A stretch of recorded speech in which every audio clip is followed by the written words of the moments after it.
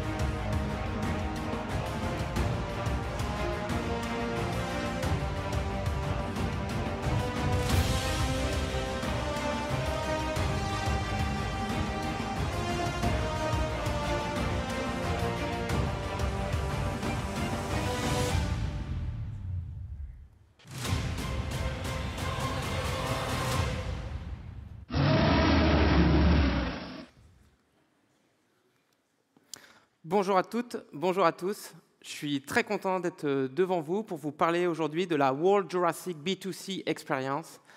Alors, si certains ne sont pas au courant, j'imagine que vous êtes rares, mais voilà, je vais me permettre de réexpliciter la teneur de ce projet, même si la vidéo d'introduction, je la trouve très claire. Donc voilà, notre projet, nous allons ouvrir des Jurassic Park. Alors, les plus perspicaces d'entre vous vont me dire, attention, il y en a qui ont essayé, ils ont eu des problèmes. Alors, je suis tout à fait d'accord, et c'est pour ça qu'on a décidé d'adopter une démarche disruptive en misant sur de la tech de pointe pour gérer notre système d'information. De cette façon, on veut se prémunir sur tout problème de gestion de portes qui s'ouvrent ou qui ne s'ouvrent pas, de réservation, etc., etc. Alors, pour vous en parler, je m'appelle Thomas Piscitelli, je suis CTO du projet World Jurassic B2C Experience. Et accessoirement, je suis aussi architecte, tech lead et dev chez Lixi. On est une ESN, on est basé à Rennes et à Nantes, on a deux agences.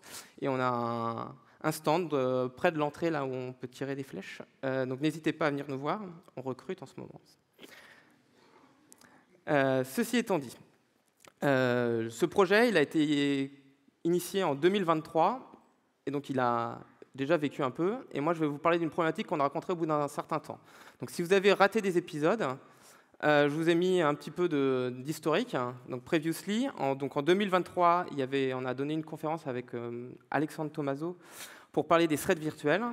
Et puis, à Lille, cette année, en 2025, j'en ai donné une autre pour parler des problématiques de gestion des commons, parce qu'on avait des problématiques autour de ces questions-là. Donc voilà, si vous voulez rattraper un peu l'histoire, parce que moi, je vais avancer un peu dans le temps, et je vais vous montrer un peu le point de départ de notre réflexion, où on en était. Donc voilà un peu une cartographie de notre système d'information au moment où on va réfléchir un petit peu. Donc on avait 3 microservices. Je vais commencer par le DinoRepo API. Donc lui, il est là pour exposer et persister la liste des dinosaures à avoir dans le parc. Donc ça, c'est pour nos paléontologues. Ils ont une liste de parcs et ils savent un petit peu les ressources, les typologies de chacun des parcs. Donc quel type de dinosaures on va pouvoir mettre dans ces parcs-là. Et forcément, il y a un petit aspect de marketing, il faut savoir lesquels aussi vont faire venir le plus de monde. Un autre microservice, c'est DinoLabo API. Alors là, lui, il est à destination de nos scientifiques qui travaillent dans les laboratoires. Et donc là, on peut voir un peu la liste de tous les dinosaures qui sont en cours de production. Donc forcément, on a besoin de connaître la liste des types. Ils ont besoin de connaître la liste des types de dinosaures à produire. Donc c'est pour ça qu'il y a un appel entre les deux. Donc ce que je vous demande de retenir un peu, c'est voilà, on en a un qui expose des dinotypes et un autre qui expose des dinos et qui va devoir obtenir la liste des dinotypes. Et au-dessus, on a fait une gateway, donc là, qui est consolide et qui expose des KPI, parce que ça, c'est la destination du management, dont je fais partie, je suis CTO. Donc là, on a besoin d'avoir des KPI pour un petit peu se connaître les évolutions et savoir où est-ce qu'on va pouvoir donner des impulsions au projet. Donc tous ces microservices, ils sont faits en Spring Boot. Tout ce qui est persistance de données, c'est sur des bases Postgre. DinoLabo, DinoRepo, c'est des archis qui sont proches du CRUD, donc c'est du NTR, c'est les petits symboles que j'ai essayé de mettre là de petites couches. Par contre, la gateway, là, c'est là où on a notre métier, ça, on a de la plus-value. Donc là, ça, c'est une archi hexagonale. Je ne peux pas aller plus dans le détail, mais globalement, c'est de l'algorithmie de pointe. Il faut être calé dans tout ce qui est addition, soustraction et division. Donc voilà, ça, c'est l'état tel qu'on était à l'instant qui nous intéresse, et on en était très contents. Et puis là, les PO sont arrivés et ils nous ont commencé à nous dire « Ok, alors il va nous manquer plein d'évolutions, on va commencer à réfléchir un peu à comment faire ces évolutions-là. » Et là, on a commencé à mettre le doigt sur un truc qui ne nous plaisait pas du tout. Un petit exemple, ils ont voulu commencer à nous dire bah, « Ce serait bien qu'on ait un algorithme, qu'on ait qui soit une solution qui nous permette d'automatiquement affecter tous nos dinosaures dans nos parcs. » Et ça, forcément, il y a des notions de ressources du parc, de ressources des dinosaures aussi, qui commençaient à poindre. Et ces notions-là, on ne savait pas dans quel microservice le mettre. On s'est rendu compte qu'on avait envie de le mettre dans l'un, mais que du coup, il fallait potentiellement le dupliquer dans l'autre. Il y avait un truc qui n'allait pas rentrer, en fait. Et puis, on s'est rendu compte aussi que systématiquement, on allait devoir mettre en prod tous nos microservices en même temps, parce qu'on allait devoir les impacter tout de suite. Et là, on avait un peu de bouteille comme dans le projet, et on s'est dit, aïe, je crois qu'on vient de tomber dans un gros problème. On est tombé dans le piège du monolithe distribué. Alors, quels sont les inconvénients d'un monolithe distribué? Alors déjà, nous, ça nous a coûté au démarrage, au lieu de faire un microservice, on en a fait 3, donc on en a développé 3, puis on en a déployé 3, donc ça nous a pris plus de temps. Et ça, c'est aussi intéressant, il faut garder en tête, c'est qu'intellectuellement, une fois qu'on a fait ce travail-là, c'est assez difficile. C'est plus difficile, ça se fait, hein, mais c'est difficile de se dire, OK, on a fait cette erreur-là, on a passé du temps à déployer des microservices, les microservices sont en prod, finalement, il faut peut-être qu'on les refusionne. Ça, intellectuellement, c'est pas évident. Mais après, on a aussi tous les inconvénients du côté distribué, donc le monitoring et le debug, il est complexifié, parce que c'est distribué, donc souvent ce qu'on met, c'est des tracking ID ou des correlation ID pour arriver à suivre les traces et se dire, OK, voilà ce qui se passe dans l'ensemble de mes microservices. On a augmenté les coûts de nos infrastructures, parce qu'on a 3 microservices qui sont déployés. On a une faible résilience. Dès qu'il y a un microservice qui tombe, là, c'est toute l'application qui tombe, et ça, c'est très symptomatique des monolithes distribués. Et puis là, nous aussi, on a perdu en performance, parce qu'en fait, à chaque fois qu'un microservice appelle un autre, du coup, ça passe par un appel réseau. Alors que si on était resté en monolithe, c'était un simple appel de méthode, et on aurait gagné en performance. Et les 2 points qui nous embêtaient le plus, c'est comme je le disais, c'est que ça allait nous complexifier fortement la définition de notre modèle métier, parce qu'en fait, on était au tout début du système d'information. Et en fait, on allait forcément devoir vouloir retravailler ce modèle métier. Et comme on a trop découpé, on a découpé trop vite, on allait avoir beaucoup de difficultés à le faire. Et l'autre aspect, c'est que, comme je disais, on a un couplage fort sur nos déploiements. Moi, j'ai travaillé aussi dans un autre contexte de monolithe distribué, et il y avait des centaines de microservices, mais typiquement, on se rendait compte que dès qu'on touchait une fonctionnalité, typiquement, on mettait toujours à jour les 10 microservices en prod, systématiquement, ces 10-là, c'est une seule grappe, en fait, et avec le temps, on se rendait compte qu'on mettait à jour des grappes entières de microservices, alors que du coup, normalement, on est censé en mettre un par un, et ils sont censés être autonomes. Donc ça, c'est nos inconvénients. Et donc, ça ne nous convenait pas du tout. Hop. Donc, on a voulu un peu regarder un peu dans la littérature ce qu'il y avait pour essayer de comprendre. Et on est tombé sur cet article-là de Martin Fowler, qui dit en gros, tout ce qu'il constate, tous les projets qui sont partis microservice first, ils n'ont pas marché. Et la meilleure pratique, c'est de partir en monolithe. Et après, éventuellement, même si on sait qu'à terme, on va partir en microservice parce que ça va grossir, la meilleure pratique, c'est de partir en monolithe. Donc ça nous a un peu rassurés, parce qu'on se dit, OK, on n'est pas les seuls à faire cette erreur. Et en même temps, on se dit, OK, ça nous a confortés sur le fait de dire, on a fait une erreur, on a découpé trop vite, trop tôt. Et en fait, si on a fait ça, c'est parce qu'on avait une grosse peur, on avait la peur du big ball of mud, le fameux gros plat de spaghetti. parce que, encore une fois, on a aussi un peu d'expérience, et même avec la meilleure volonté du monde, on part sur un nouveau projet, on va se dire, on part sur un monolithe, on va mettre des bonnes pratiques, on va éviter que ça fasse du code spaghetti, et en fait, avec le temps, alors plus ou moins long, très souvent, quand même, on se retrouve à avoir ce code spaghetti qui commence à se former plus ou moins, et en tout cas, notre capacité à produire qui diminue, et notre capacité à faire des régressions qui augmente fortement. Et ça, on voulait vraiment éviter, et pour nous, voilà, on ne voulait surtout pas revenir à un big ball of mud. Donc on a continué de regarder un peu dans la doc, la littérature, et on a découvert le modulite. Alors c'est pas nouveau, hein, le modulite. C'est intéressant comme approche parce que ça garde l'aspect monobloc du monolithe, mais au sein de ce monolithe, on va avoir un découplage logique par des microservices sous forme de modules. Donc on va réduire le volume de code dans des modules, et ces modules-là, du coup, on va espérer pouvoir les maintenir plus facilement. Alors, concrètement, nous, sur notre SI, on a pris la décision de prendre nos 3 microservices et de les ramener dans un seul.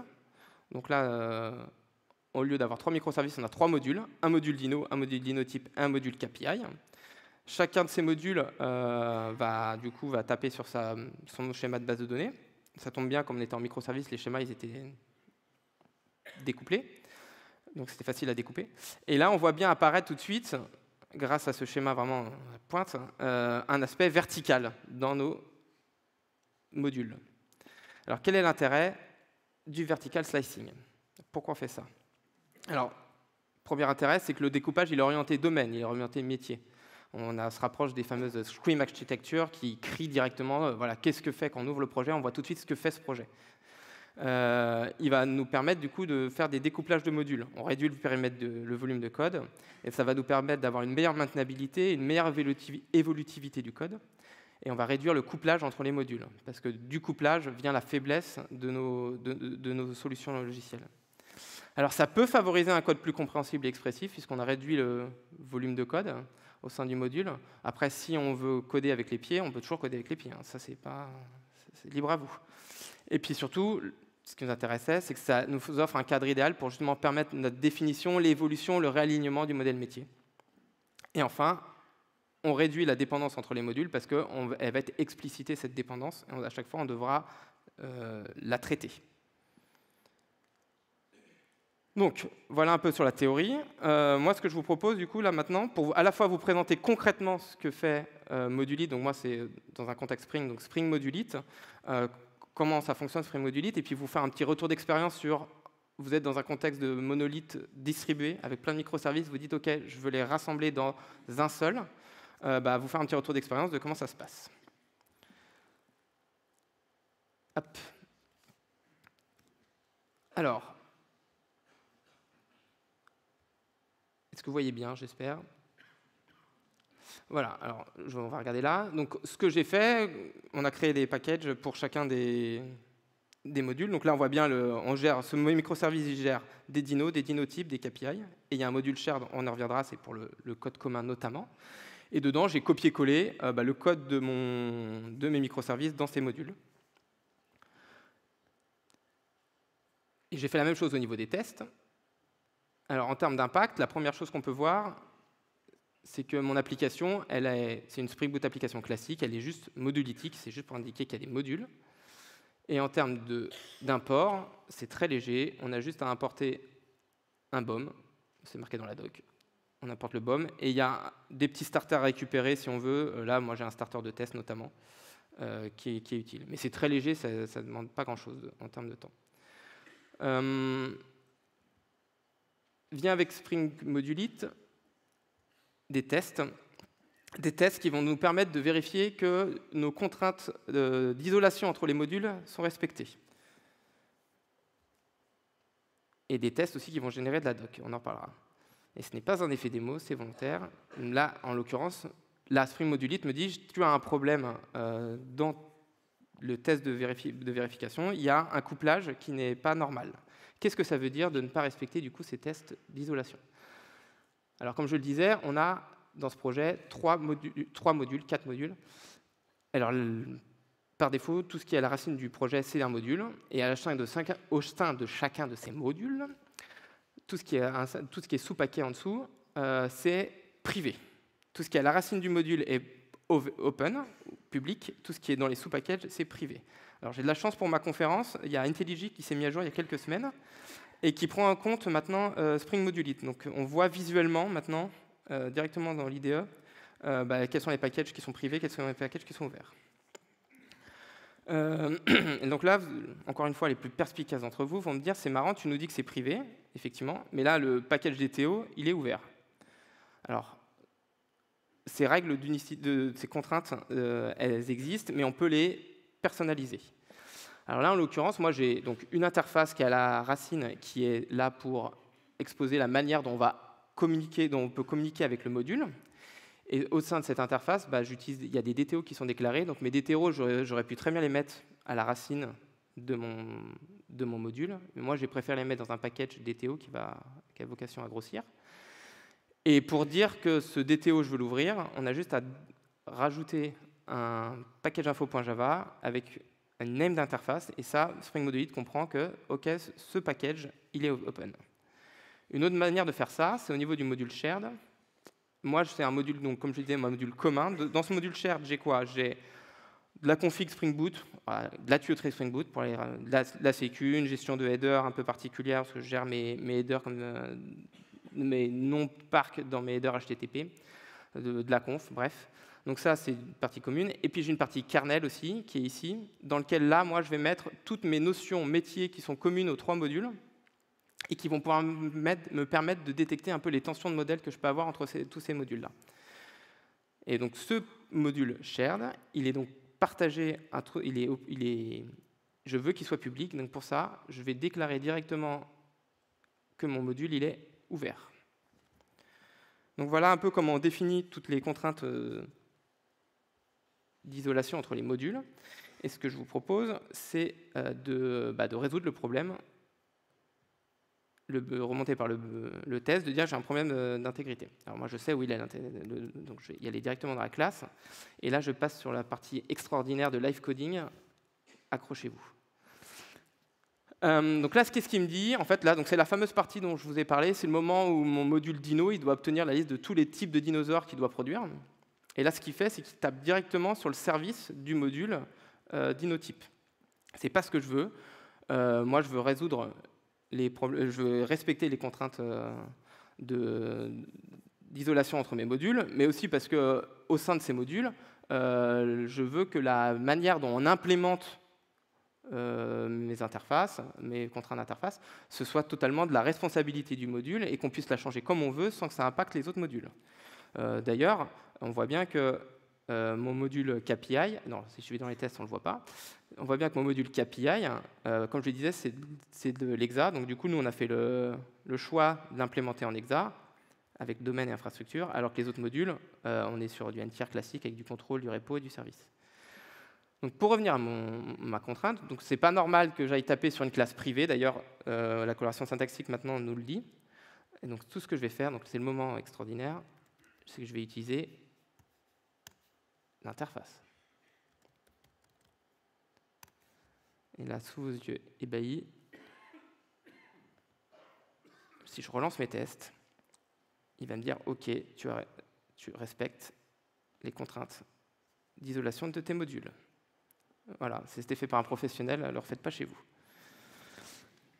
Un autre aspect intéressant quand même dans ce genre d'approche, c'est que, donc là, moi, j'ai la garantie que mes modules sont bien découplés, sont bien isolés. Par contre, faites attention quand vous le faites de bien garder aussi le découplage au niveau de vos tests. Si vous avez du couplage au niveau du test, si à un moment vous vous dites tiens, je vais sortir un module, je vais l'extraire pour en faire un microservice, vous allez vouloir aussi extraire votre code de test. Et là, si le code de test il est couplé, vous perdez un peu tout l'intérêt de la démarche. Donc, il faut être vigilant là-dessus. Et d'ailleurs, Spring Modulite, il nous propose un petit outil qui s'appelle Application Module Test, qui est l'équivalent du Spring Boot Test, mais par contre qui va faire en sorte de ne charger dans ce contexte Spring que le module que vous voulez tester. Donc là, moi j'utilise sous forme d'un test d'intégration. Mon test d'intégration de mon module Dino, il va charger dans le contexte Spring que le module Dino et le module shared, puisque le module shared, c'est un module qui est partagé. Et comme ça, je peux m'assurer que mon module marche bien en isolation. Du coup, comme il est isolé, forcément, l'appel que je dois faire à mon dinotype, faut le moquer. Alors moi, j'ai décidé dans ce cas-là de le stubber. Donc j'ai mis un stub pour vraiment faire en sorte de pouvoir communiquer quand même, faire mes tests. Et le dernier point que je voulais vous montrer, c'est au niveau du code généré. Comme je vous le disais, j'ai des tests qui vont me lancer automatiquement de la génération de doc, donc sous forme UML, et le plugin est censé s'initialiser assez rapidement, mais ce n'est pas le cas. Donc c'est un gros... Voilà. Donc voilà à quoi ça ressemble. Ça ressemble beaucoup au slide que je vous ai montré au début, sauf qu'en plus j'ai le module shared. Et puis derrière, vous avez une doc pour chacun des modules qui va s'enrichir au fur et à mesure avec l'augmentation du volume de code. Mais du coup, ça, on est plutôt content parce que la doc qui est générée, c'est une doc qui est à jour. Donc voilà, j'ai fait le tour un peu de tout ce que je voulais vous montrer. Et au final, ça s'est très bien passé. Ça ne nous a pas pris tant de temps que ça de refusionner ces microservices. Alors pour retenir pour un peu tout ce qu'on a vu, les règles d'isolation, c'est que par défaut, la racine des modules est open, tout le reste est fermé. On peut personnaliser ces règles avec les names d'interface et les types open directement. Pour permettre de découpler, on utilise directement l'API, alors vous pouvez aussi avoir des SPI, de votre module pour interagir avec lui. Spring Boot, il va nous fournir une manière de tester de manière unitaire que l'isolation entre tous les modules. Et puis, vous pouvez faire des tests d'intégration avec les modules en isolation grâce à application module test. Et enfin, on a de la doc générée. Et voilà, donc là, je suis super content. Et c'est pas fini, puisque je vais profiter de ma présence ici pour vous faire une grande annonce. On a racheté un éditeur de logiciel. Mais on l'a racheté un éditeur de logiciel pour une raison un peu particulière. Pas du tout celle qu'on peut rencontrer au quotidien. C'est-à-dire qu'on n'a pas racheté l'éditeur de logiciel parce qu'il commençait à nous faire un petit peu de l'ombre. Non, c'est pas pour ça qu'on l'a racheté. On l'a pas racheté pour son portefeuille client non plus. On l'a racheté pour sa code base. Il se trouve qu'en fait, on connaissait très très bien les développeurs qui travaillaient sur cette code base, et il y avait un microservice qui nous intéressait pas mal. Donc pour gagner un peu de temps sur notre roadmap et arriver plus rapidement sur la licorne, du coup, on a racheté cet éditeur. Vous imaginez bien que sur le marché, quand même des microservices qui vont faire de la gestion de dinosaures, il n'y en a pas 40 000. Alors du coup, il y a eu un petit temps de travail entre architectes pour arriver à adapter le domaine du microservice de base et pour l'adapter à notre métier à nous. Donc là, il y a eu des heures de travail avec vraiment de l'architecture de pointe où on a fait des rectangles et des flèches. Et donc là, c'est le moment un peu sport de la conf. Asseyez-vous bien, voilà le résultat des architectes de pointe. Donc un beau YAML. Donc notre microservice, il gère des enclos. Un enclos, il est constitué d'un ensemble d'espaces et de portes, et un espace a forcément une porte. C'est bon, ça va? Je vous le laisse ou je peux avancer? Ok, j'avance. Et du coup, là, je vais vous montrer qu'est-ce que ça donne. Donc là, l'exercice n'est pas le même. On prend un microservice existant, donc ça c'est un microservice qui est en prod, qui a un microservice existant, et on va vraiment le passer sur Modulite. Donc, je vous fais grâce de la partie où j'ai changé le modèle, donc pour passer en enclos, porte et voilà. Et puis, accessoirement aussi, j'ai dû mettre à jour Spring Boot. On était en 2.8, je suis passé en 3.2 parce que Modulite n'existe pas avant la 3.1x. Et j'ai fait ça avec mes petites mimines, alors que j'aurais peut-être pu le faire avec Open Rewrite, puisque j'ai vu une très bonne conf là-dessus. Mais bon, c'est pour la beauté du geste. Donc quand on ouvre le microservice, donc là je ne l'ai pas passé en Modulite, quand on ouvre le microservice, qu'est-ce qu'on voit? On voit qu'a priori il fait de la MQP, il y a des contrôleurs REST a priori, il y a des services, des repos. J'en sais pas beaucoup plus. Donc qu'est-ce que je vais faire? Première étape, je vais, comme tout à l'heure, je vais créer des modules. Donc des packages, et puis je vais déplacer dans chacun des packages des modules le code qui correspond au module. Et puis je vais mettre dans le module shared ce qui me semble être du commun entre tous. Pas du tout ça que je voulais. Hop, merci. Et voilà à quoi ça ressemble. Bon, et j'ai fait la même chose pour les tests. Donc on retrouve la même, voilà. Là, donc là, on voit que notre microservice il gère des enclos, des espaces, des portes, et puis il y a le module shared. Et là, plein d'entrain, qu'est-ce qu'on fait? On lance les tests pour vérifier que du coup il est bien découplé. Alors, c'est sûr, non, il ne le sera pas, hein, je vous le dis tout de suite. Il met un peu de temps à démarrer. Voilà, ça y est. Hop. Donc là, moi, par défaut, en plus, tout est fermé, j'ai rien créé. Je viens juste de déplacer du code. Et donc là, il me dit ton code n'est pas découplé. Alors, moi, j'ai pas spécialement envie tout de suite de résoudre ces problèmes-là. J'ai pas envie de partir en mode tunnel et bloquer mon microservice. Nous, on fait du trunk-based development, donc on veut rester sur le trunk-based development. En l'état, moi, mon application, elle fonctionne. Elle est tout à fait, elle peut être mise en prod. Ce que j'ai là, du coup, j'ai quand même un TU qui passe pas. Alors, moi, ce que je vous propose, regardez, c'est encore exceptionnel. Voilà, c'est de le désactiver. Alors, on n'est pas des bêtes, hein, on va le désactiver. Je vous propose quand même une autre approche pour compléter ça. J'ai fait des tests ArcUnit. Et dans ces tests ArcUnit, j'en ai un pour chacun de mes modules. Et je vais compter le nombre de dépendances que j'ai du module vers les autres modules.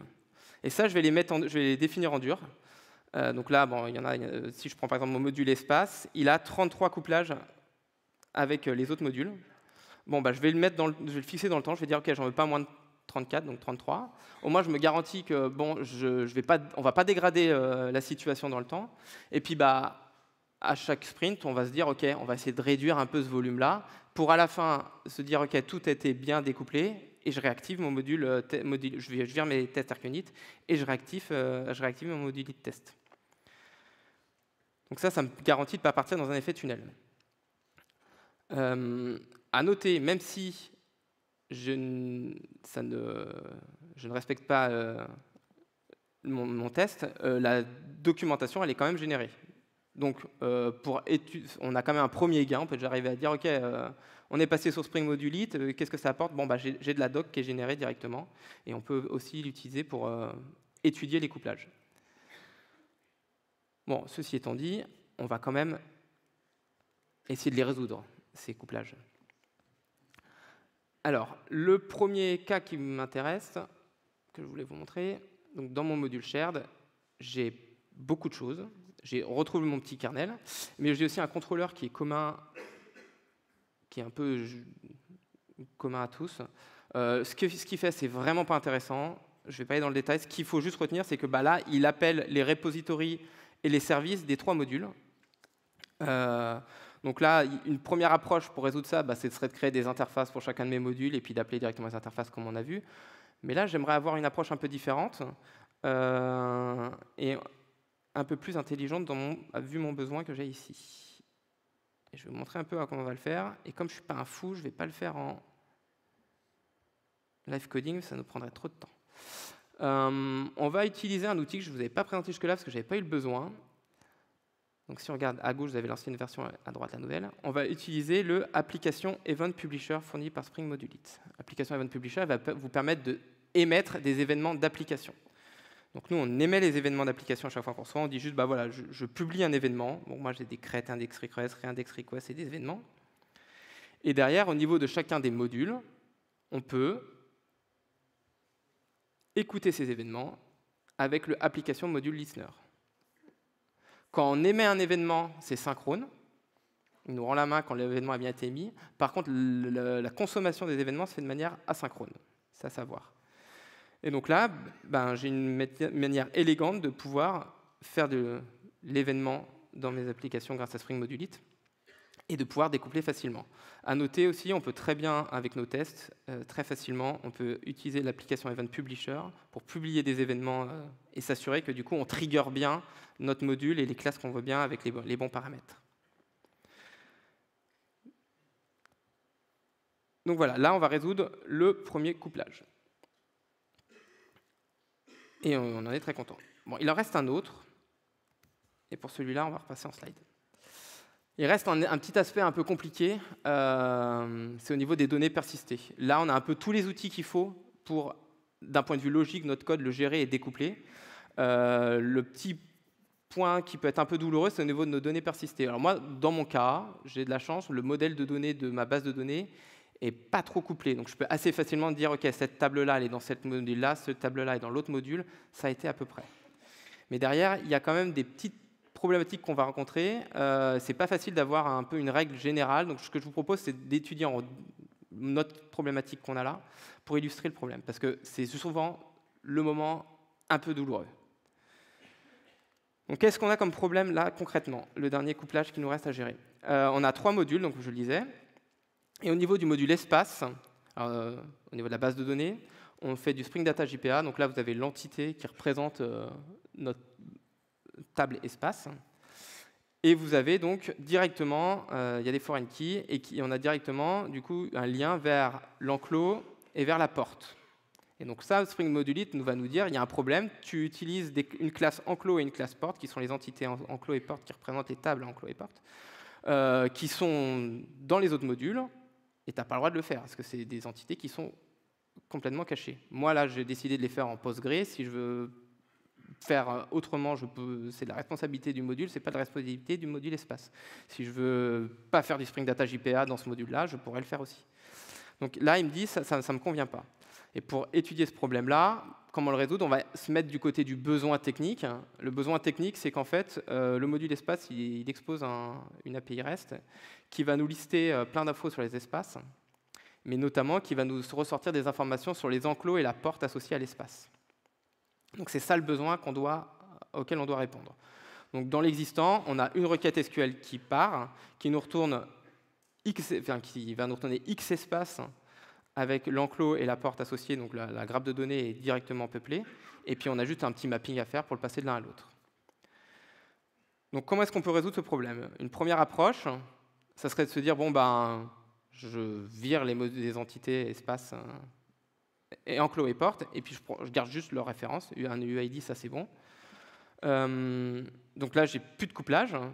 Par contre, il va falloir quand même que je récupère mes données, donc j'ai juste à exposer une API dans chacun de mes modules pour pouvoir le récupérer. Donc quand on a une requête, quand on a une demande, on va faire une requête SQL pour récupérer l'ensemble des espaces, et puis après, on va pouvoir aller repeupler mes données dans la partie mapping en faisant des appels à l'enclos et à la porte. Donc ça, c'est super, ça marche. Par contre, il y a un petit problème. C'est qu'avant, on avait une requête SQL pour récupérer toutes les données, et maintenant, on fait une requête SQL pour récupérer tous mes espaces, mes X espaces, et je vais faire X requêtes pour récupérer mes enclos et X requêtes pour faire récupérer mes portes. Donc, au lieu de faire une requête, j'en fais 1 plus 2X. Et on veut découpler, mais on ne veut pas dégrader les perfs de l'application. Ce n'est pas l'objectif. Donc ça ne nous convient pas. La deuxième proposition, ah oui, alors, du coup, c'est le travail fait au niveau du mapping. La deuxième proposition, elle est très subtile. Attention, je l'ai mis en rouge pour que vous la voyez bien. Vous êtes prêts? Hop!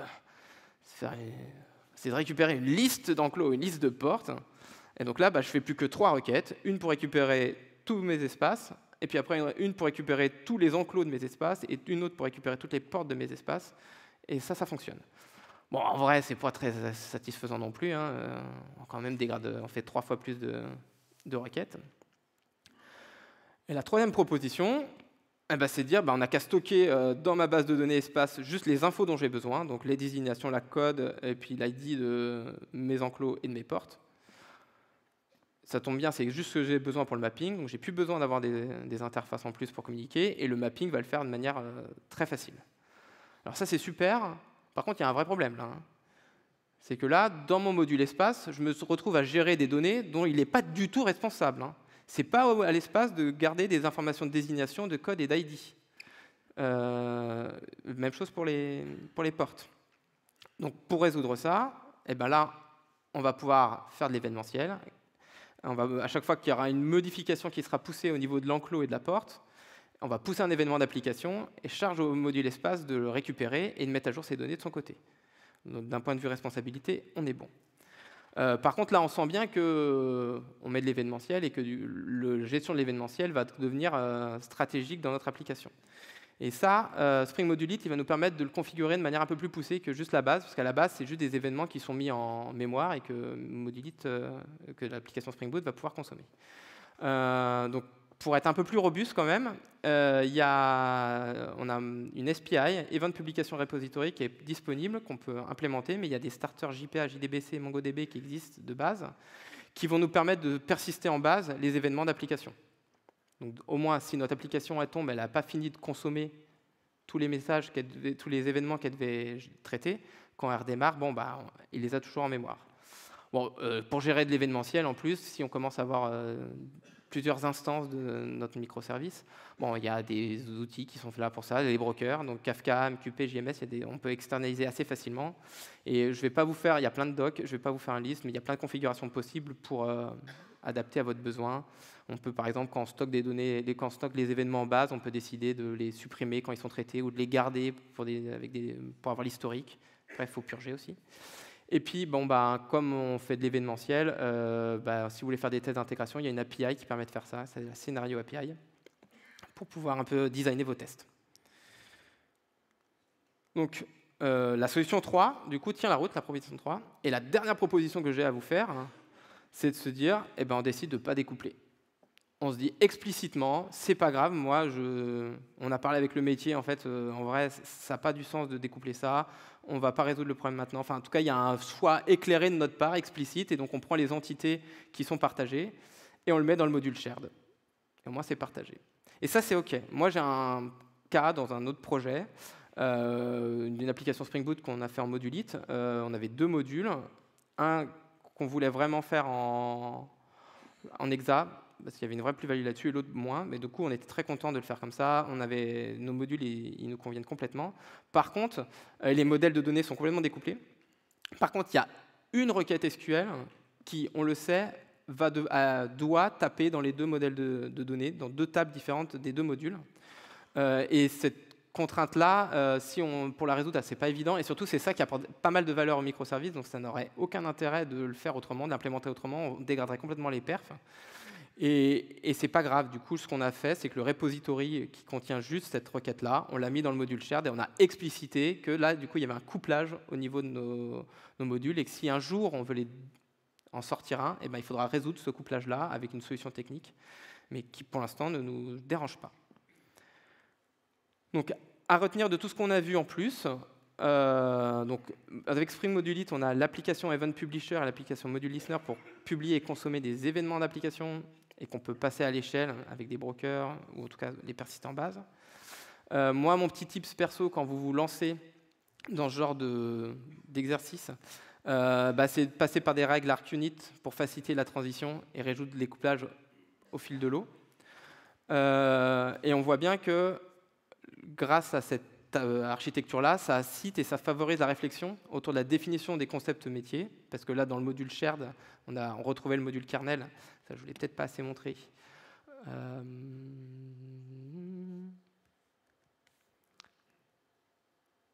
Tac, on retrouve mon module kernel ici, qui contient, là, j'ai qu'un enum. Donc on voit qu'en fait, au final, mes modules, ils sont assez découplés. De base, il n'y avait pas un énorme couplage. C'est aussi pour ça que je l'avais choisi, le microservice. C'était un bon exemple, en tout cas qui me simplifie la vie. Et on note d'ailleurs que, par contre, dans ce module shared, on a pas mal de code, en fait, qui est du code commun, avec pas mal d'héritage dans tous ces modules. Donc, on a beaucoup de code commun. Et ce code commun, du coup, ça fait en sorte qu'il y a un petit côté un peu pot pourri quand même dans le module shared, avec beaucoup de... Et ça, c'est un des risques, par contre, de Modulite, c'est qu'on se retrouve à avoir un gros volume de code partagé dans le module shared. On peut se retrouver à ça. Et c'est typiquement le genre de problématique auquel j'ai essayé d'adresser dans ma conférence sur les commons, auto-promo. Donc voilà, le shared peut vite devenir un pot pourri.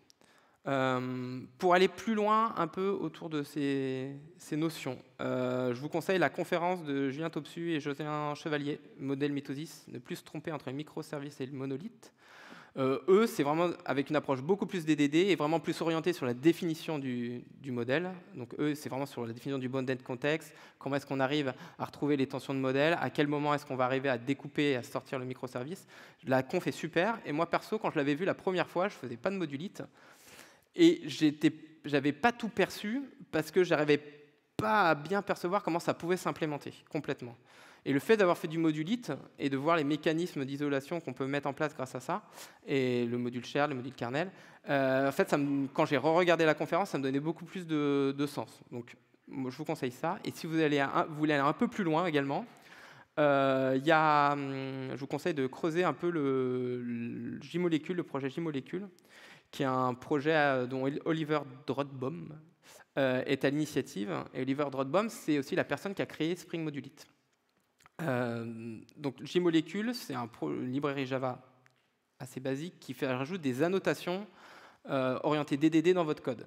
Vous allez pouvoir expressément mettre dans votre code les notions DDD pour refaire sortir des notions métiers. Et ça, Spring Modulite, il est carrément capable de les prendre et de rajouter à votre doc généré du coup, des informations métiers, des informations DDD directement qui transparaissent dans la doc. Donc ça va bien ensemble, tout ça. Ça fait un modèle assez cohérent. Donc si vous faites du DDD, n'hésitez pas à creuser ça, ou si vous avez envie de vous lancer.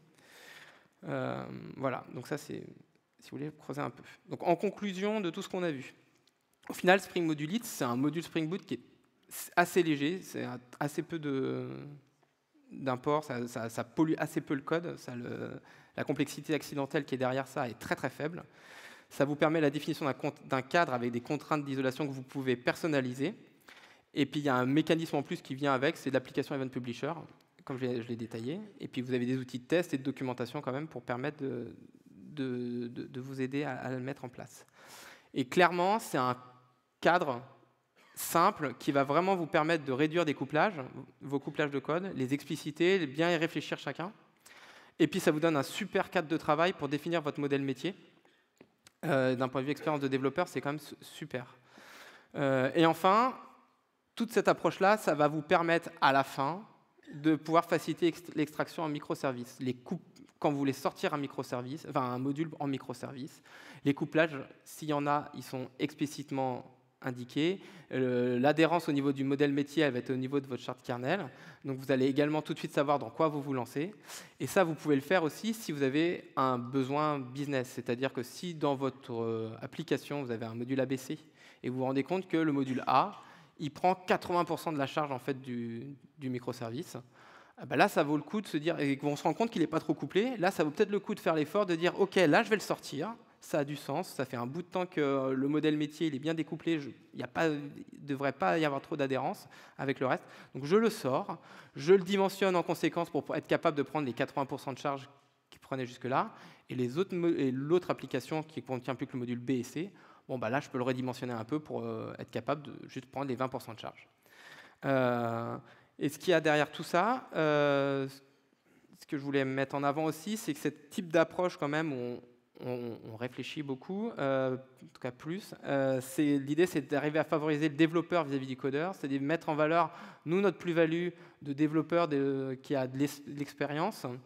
Vis-à-vis du codeur, je vous ai mis un petit symbole pour vous identifier un peu quel type de codeur je peux viser avec ça et dont on entend beaucoup parler. Voilà. Et du coup, ce genre d'architecture-là, elle va vraiment nous favoriser notre plus-value, nous, humains. Si c'était pas assez clair, là, j'explicite complètement. Voilà, j'ai terminé là. Vous avez en haut à gauche le lien Open Feedback pour faire des retours. Voilà, je suis toujours preneur de retours. Et en haut à droite, vous avez le lien vers le GitHub du projet Dino, notamment du coup le côté modulite, si vous voulez creuser un peu et voir exactement ce que je vous ai montré. Vous ne verrez pas le code de Enclos API parce que, comme je le disais, c'est une vraie appli et je ne veux pas faire leaker des infos en plus. Voilà. Mais par contre, le Dino, il est disponible. Ça vous apporte, il est même plus complet que le Enclos API. Donc, toutes les infos sont là. Et si vous voulez, il y a même du code en plus parce que du coup, c'est le fruit de tout le travail de la World Jurassic B2C Experience qui est dessus. Voilà. Je vous remercie.